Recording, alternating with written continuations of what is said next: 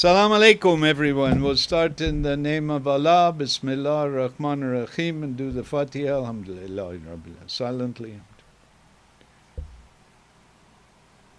Everything has to start in the name of Allah. We mustn't forget that in anything we do. Inshallah. Okay. And I want to start today in a special way doing a shout out to my regular assistant, Hadi, who's my one-man technical support team right now. Maybe eventually we'll have more, but Hadi is doing an excellent job of helping me with all the technical aspects of these seminars and postings, etc. Alhamdulillah. And he puts up with my own impatience and upsetness, so he gets extra credit for it. We just had we'll be talking about anger. There's not many things that get me really angry these days, but one of them is these websites and the various technological sites. And Zoom was driving me crazy. It was so bad I was swearing at the people who developed Zoom.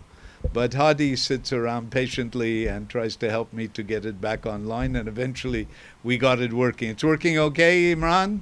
Because you're the only one on Zoom. Okay. We had a lot of problems. I tried to get it. Anyway, we won't go into, that's a whole other seminar on technology. So today, as I promised last time, we're going to cover the 4 Klesas.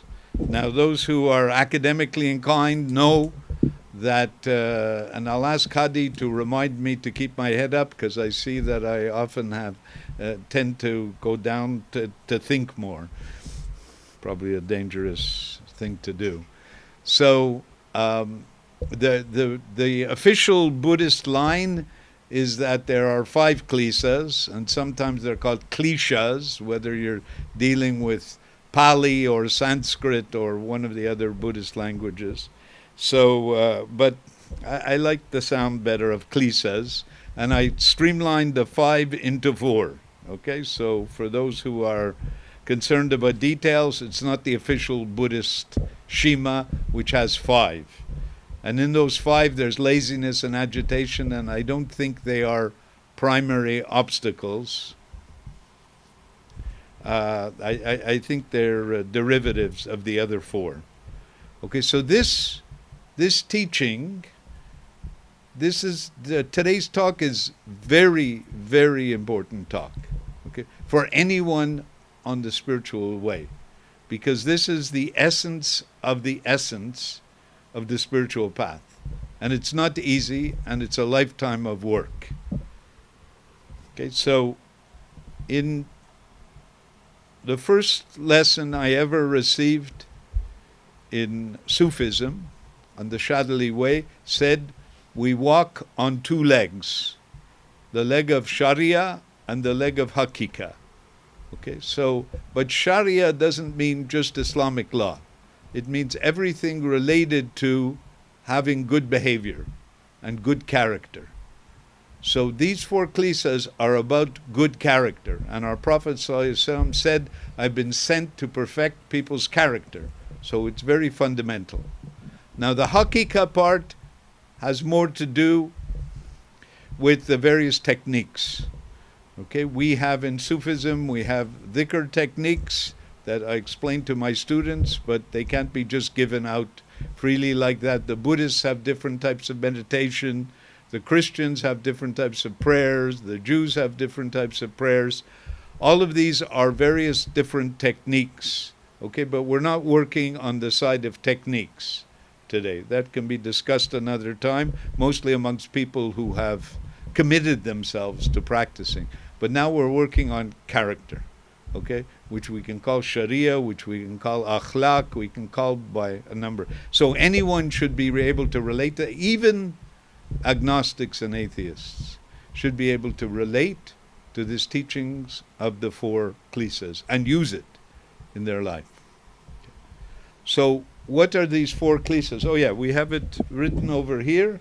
So maybe I'll refer to it. Can you see me all right when I'm looking over here? Okay, so the 4 Klesas quickly, and then we'll go back over each of them. Desire, which the Buddhists also call attachment, fear, which can also include worry and anxiety, anger, which can include upsetness or overly critical, and doubt. Okay? Those are the four klesas, and klesas have many different translations for that word. I like to think of them as obstacles. So obstacles on the spiritual path, they're also called in various Buddhist texts the four delusions, or there's another word I like, defilements. It suggests they're a form of corruption, the four klesas, defilements. You can look all these words up, but the essence is these four states. Okay? And we're going to go over them one by one. And everyone who's watching this tape should try to put this into practice, to get a handle on this. Everyone, from the biggest saint to Donald Trump, should be able to use this if they want to. And I don't want to be too fear-inducing or threatening, but if you don't struggle against these, you will be asked on the other side. You will be asked. They'll say, did Dr. Ibrahim, or whatever you want to call him, Sufi Ibrahim or Ibrahim, ever tell you about these four? Why didn't you work on it? I'm telling you, I was asked on the other side about doubt. Okay, that's how I know about it. But these are, now you've heard it. This is the problem with knowledge, and there are hadith about this. If you have knowledge and you don't practice it, you don't use it, it's worse for you. They say so the ulama, who are supposed to be the ones of knowledge, will have the worst outcome on the other side if they're not practicing the knowledge that they have. Okay? And this is fundamental knowledge, desire. Okay? Everyone has it. I like Ramakrishna's definition of desire. He's a Hindu saint from the 19th century. Does anyone know what he said? Women and gold. Women and gold. Okay? Lust and greed, if you want. But there are other desires. There are people who have a desire for social status. There are people who have a desire for medical degrees or other kinds of diplomas. There are a lot of different desires. You know, I see these jokers in the United States applying to be president of the United States. They have a desire to be in the leadership role. But if anyone looked at that job honestly, who has had 3 neurons working in their brains, they would never want that job. It's the toughest job in the world, one of the toughest jobs in the world, President of the United States, and you never really succeed. Or if you do, you get assassinated. So why anyone would want that job, it's a form of desire, you know? And the key about desire is it's always a trick. It's a lie. It's always a lie. So if the desire says, oh, what I really want most is a medical degree, because then I'll be successful and I'll be happy and I'll have everything I want and my life will be fulfilled. And then you go see the doctors, most of them, at least in this part of the world, they look miserable and stressed out and tired and burnt out. But their desire was to be a doctor. Okay? Other people have desires for partners. Oh, if I only had this woman, if I only had that man, my whole life would be wonderful. I'd be happy. Most of the time, it ain't true. It certainly isn't absolute like that. Okay? So desire is always lying to us. It's a trick. In the Quran, it says Allah is Khair al-Makirin. He's the best trickster. He tricks us all with desire to do what he wants to do. As I mentioned possibly last week, procreation. If people thought about what the implications of having children and all the difficulties you go, and there were no sex drive, no one would want to have children. Forget it. Forget it. But Allah put sex drive in men and women so that we'd have children, regardless of how difficult and expensive and problematic it can be. That's what people are doing these days. They just calculate and they say, oh, we don't want children. Yeah, and there are people nowadays who are resisting Allah's programming, which is not good either, and saying, I don't want children, too much trouble. Okay. This is another form of, well, let's say in that case it may be fear. So desire, and concretely, one of the places that desire shows itself nowadays in the Western countries, for example, we're all men here in this group, and women may have something similar. And now the men take off their shirts, like the women undress. The men used to be dressed mostly modestly. Now they take off their shirts to show their six pack or their chest muscles. Like the women taking off their clothes to excite the men. Now the men take off their clothes to excite the women. This is where we've come to. But talking from a man's point of view, in the summer in a place like Montreal or North America or even parts of Europe, women are dressed in very provocative ways. Now, we're told in the Quran, keep your vision down.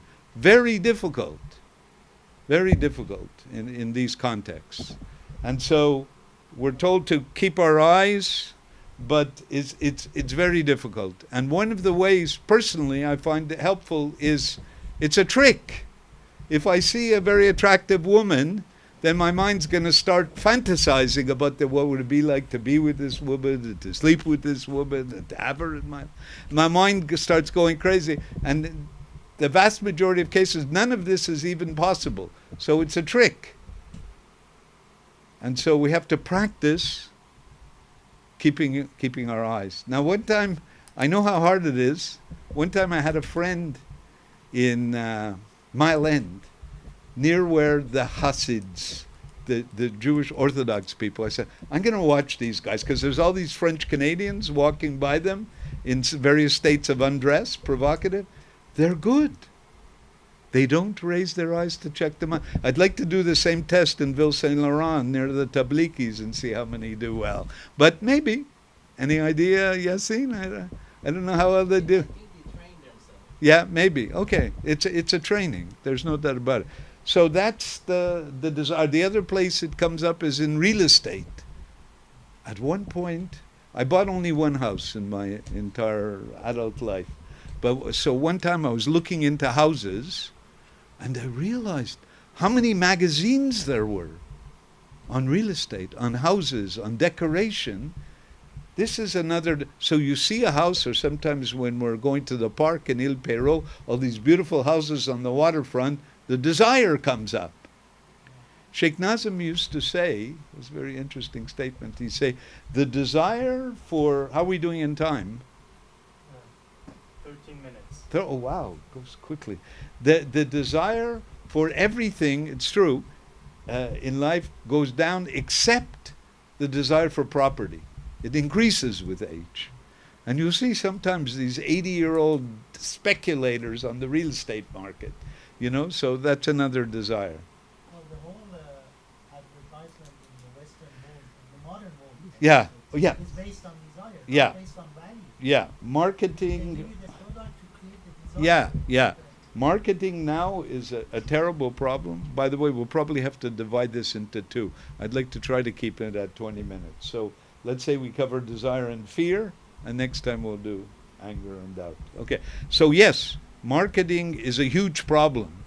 Sometimes I think of what are the main sources of problems in the modern world? Marketing is one of them. It's always trying. In fact, even people's relationships are tainted by this marketing. Because if you send out an email, generally, even if people know you, they treat it like it's a marketing email. Even though you're trying to give them information or communicate with them, everything is treated as a marketing technique. Now, so the marketers are one of the groups that make people's lives miserable. The other one is the other group of scoundrels are the MBA people, because they think they can organize the workplace to be more and more efficient without harming human beings and stressing them out. And mostly their techniques end up stressing out people rather than improving. But anyway, I have two brothers in the business, so I know a little bit about it. But that's another desire, the desire to control. Okay, so this is, as Sheikh Nazim would have said, this is an ocean, this subject of desire. It's not going to leave you. Hamza Yusuf is quoted once as asking his father, who was an elderly in his 80s, he said, when does this desire, I think he was thinking more about the sexual desire, but he said, when does this desire leave us? And his father, who was a very intelligent university professor, said to him, not until the body is cold in the morgue. Desire doesn't leave until then. Okay. Fear is another one. And a lot of things, we saw this with the COVID, they tried to, motivate people by fear. You're all going to get this horrible illness and you're going to die, even though the death rate in people under 60 was like 0.1%. You're all going to die, like it was the bubonic plague or Ebola or something. They generate fear. Now, fear is another one. So when we feel desire, we tell ourselves this is a trick. It's a trick of the ego, or a trick of Satan, or a trick of Allah. It's a trick. Now, fear, what do you think we can, once the fear comes up, and this includes worry and anxiety, what do you think the answer might be? Oh, cover it up. Yeah. Tawakkul. Trust in Allah. So you're afraid. Okay? And it can take many forms. You're afraid that your company's going bankrupt and you'll be out on the street. Okay? There's lots of different fears we have. You're afraid that you won't be able to pay your bills. You're afraid that this pimple, I've seen a lot of people like that, I won't name names, that this mark on my skin, this is malignant melanoma. Okay? There's all kinds of fears. Some people are afraid every day that their partner's going to leave them. The partner says, no, I have no intention of leaving. I know, I could see the way you were looking at that other lady. I could see that you're already... No. So some people have that kind of jealousy fear. But it takes many forms. And then there's hypochondriasis, which we were just... you have a little stomach ache. Oh, it must be cancer. You have a headache. Oh, this is glioblastoma. I'm dead in 6 months. There's a lot of it going on. So the answer to fear, and we all have this, fear, worry, and anxiety, is tawakkul. That's the Arabic word. It means trust in God. So the AA people, Alcoholics Anonymous, they say, let go and let God. Okay? Just drop the fear and put it in the hands of Allah. And Allah will bring you to the right place with it. And even if it's something serious, you'll find a treatment for it. So fear is a large part of, in the Buddhist model, fear and anger are together as aversion. But we'll deal with anger next week when I stop being angry at Zoom. But fear comes up all the time. We're getting 2 minutes left. We're at 18 minutes. Okay. So we all have this. Some people are just constantly in a state of fear. They're just, in psychiatry they call it anxiety disorders. Things are always falling apart when they aren't even falling apart. And there are techniques that you can deal with. There are cognitive behavioral techniques to help you with your fear. But ultimately, you have to give it back to Allah. Oh Allah, I have no control over this situation. I don't know what's going to happen with my business. I don't know what's going to happen with the Canadian economy. I don't know what's going to happen even with my partner. Maybe my partner is very faithful, but he'll get sick and die of cancer. These kind of things are happening all around us. Okay? So we have to learn to put it back in the hands. Allah knows best. Allah knows everything that's going on. Allah is in control. He is the Rab al-Arsh al-Adim, which means the Lord of the throne. He's the super manager of everything going on. We put our trust in him. Okay, this is all very profound stuff. We will keep coming back to it. Inshallah, slowly today, I think we're going to close it out here. And next week, for those who are looking forward to anger and doubt, because they have plenty, we all do, we will come back to those 2 points. Any lingering one question maybe we can finish with if anyone has a question here? No. Okay. Subhana rabbika rabbil izzati amma yasifun, salamun ala mursalin. Al-Fatiha. And feel free, before you finish, feel free, if you're watching this on YouTube, feel free to send comments or questions, and I'll do my best to answer it from our bio, psycho, socio, spiritual perspective. The answer may be psychological, it could be medical, it could be spiritual. So feel free to comment and ask questions. Amin, amin, ya Rabbil Alameen. Al-Fatiha. Good.